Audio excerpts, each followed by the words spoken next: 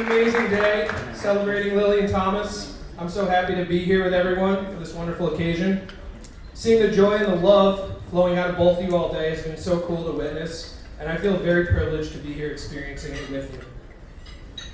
I want to start by saying a few words about Lily. She's pretty cool. There you go, that's a few words. Yeah! No, but seriously, Lily's the best. We love her so much, and we're so excited to have her officially join the family. I think these two haven't had enough shout-outs. I want to give shout-outs to Colleen and Elizabeth for introducing these two. The matchmakers, well done, cheers. Yeah, Lily's been an awesome addition to our family. She makes family parties and get-togethers that much more fun and chill. And she's really just good vibes all the time. I had her for Secret Santa last Christmas, which was great, because I didn't know how many more hoodies I could give to Jake. No, but I think the most impressive thing about Lily is that she was finally able to get Thomas to move out of my parents' house. Thomas has been very attached to that house for good reasons. He's the baby of the family, and he truly had it made there. As anyone would when they live there. My mom hooks it up. It's a great place to live.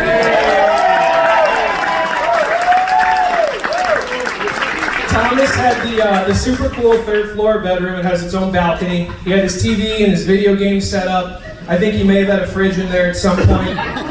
It's a great room. I think the attachment to that room probably goes back to when we first moved in. It used to be a den on the third floor. We had a big couch in there and a TV. And one day when Thomas was like 2 or 3, I was up there with him. I must have walked across the hall to go to the bathroom. And he managed to close the door behind me, and he flipped the bolt lock. So he was locked in the room. It led to complete chaos and panic from my mother. He was too young to take instructions or figure out what to do, how to unlock the door, so naturally the Mount Vernon Fire Department had to show up. They scaled out onto the roof to get to the balcony. There were firefighters shouting at each other, "Should we knock the door down?" The other guy said, "No, he's pressed up against the door and he's crying." It was crazy. Yeah, eventually they got in through the balcony sliding doors and Thomas was safe. But I just wanted to thank Lily for symbolically finally getting Thomas to unlock that door.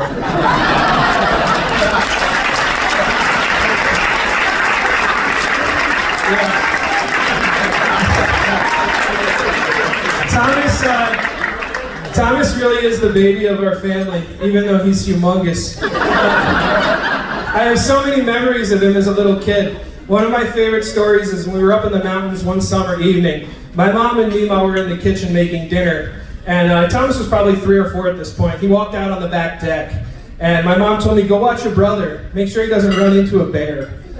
So I followed him outside. I said, "Come on, man, let's get back inside. Mom doesn't want you running into any bears out here." And Thomas was like this tall, and he points up at the tree that overhangs the deck, and he goes, "Oh, there's a bear." And there was a huge black bear sitting in this tree, looking over the deck. So I scooped him up in my arms. I ran him inside to safety. I saved your life, man. That was pretty cool of me.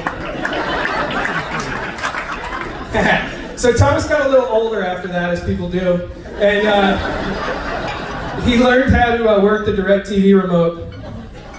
So, hold on a second here. When he was about 6 or 7 years old, he ordered the movie Max Keeble's Big Move about 27 times in 1 month. And no one had any idea he'd been doing this. I remember my dad got the bill in the mail and he lost his mind.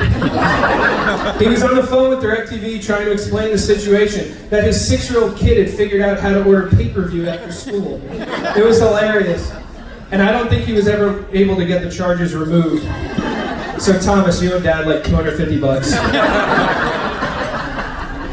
Kidding aside, it's awesome to see the man you've grown up to be. You're a perfect brother, you're a son that Mom and Dad couldn't be more proud of, and you're an amazing uncle to Declan, Quinn, Vivi, and Emmy. A few months ago, Christy and I were going out to dinner and Thomas came over to babysit. Dec and Quinn were having a complete meltdown. They did not want us to leave. They were screaming. I said to Thomas, "Did you bring your PS5?" Which he tends to do when he babysits. He said, "Yeah, of course I did." I said, "Can you throw on NBA 2K or something to distract them?" He said, "How about I put on Minecraft and we can build a level?" Fast forward about 5 minutes, and Declan and Quinn didn't even want to look up to us to say bye. They were locked in on the couch with Uncle Rax, having the time of their lives, playing video games for the first time. It was awesome. As I wrap up, I just want to say the coolest thing about Thomas is what I would describe as his aura of goodness. He's truly a man for others, which was instilled in him at Fordham Prep, and it's something he's embraced as he's moved through life. Thomas has the ability to make everyone around him comfortable and happy. It doesn't matter who you are or what the situation is. He's going to be exceedingly nice and completely selfless to the people around him. Christy and I were recently watching this show called Jury Duty on Amazon, and there's a second season called Company Retreat. I don't know if anyone's familiar with this show. The premise of the show is it's a documentary. However, everyone involved is an actor except for the one guy that they cast as the main character. He has no idea that everyone around him is acting. They put him into crazy situations and scenarios with wacky people, behaving all sorts of ways. And the only way the show works is because the guy they cast as the main character has so much humility. He's also a man for others. Doesn't matter how ridiculous the situation, the guy's always kind and respectful to the people around him. It's a hilarious show with a lot of great bits written into it. But at the end, when they reveal the premise on the last episode, it gets pretty sentimental. You have these actors who are telling this guy who just had the wool pulled over his eyes for 8 episodes how the show would never have worked if he wasn't such a caring and considerate person. You have some of the actors in tears saying if they ever had a son, they would want it to be like him. The guy embodies what it means to be a really great human being, and ultimately it's what makes the show so worthwhile. Now the reason I say all this is because I mean this in the most complimentary way possible. You could be on that show. You could be the main character.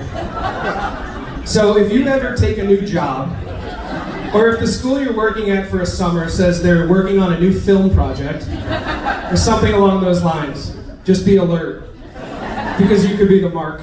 I love you, Thomas. I love you, Lily. I'm so happy for both of you.